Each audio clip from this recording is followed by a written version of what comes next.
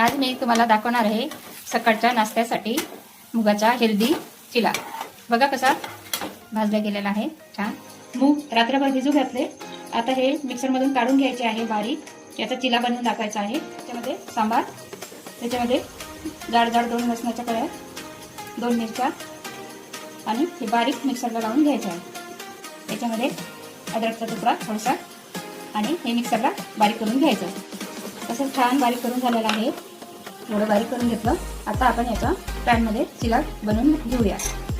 बारीक काढून झालेला आहे। त्याच्यामध्ये मीठ टाकायचं राहिलं, मीठ टाकून घेऊ। मीठ टाकलं, त्याच्यामध्ये हे मिक्स करून घेत आहे। याच्यामध्ये तुम्ही कांदा टाकू शकता किंवा टोमॅटो टाकू शकता। मी काहीच टाकत नाही, साधा करते। पॅन गरम झालेला आहे। याच्यामध्ये थोडंसं तेल टाकून घेते, थोडंसं जिरं टाकून घेते।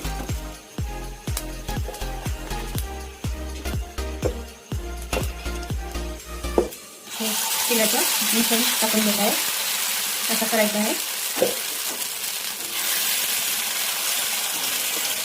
त्याला जेवढं तुम्ही मोठं करसाल असं लांबू शकता, तेवढं लांबलं जाते।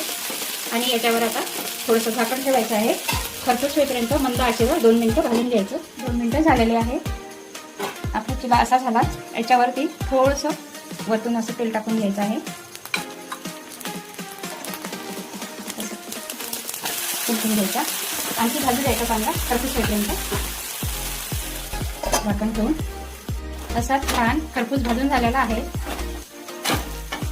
मुगाचा चिला तयार झालेला आहे। तुम्ही दह्यासोबत किंवा शेंगदाण्याच्या चटणीसोबत खाऊ शकता। माझी रेसिपी कशी वाटली ते तुम्ही मला कमेंटमध्ये नक्की सांगा।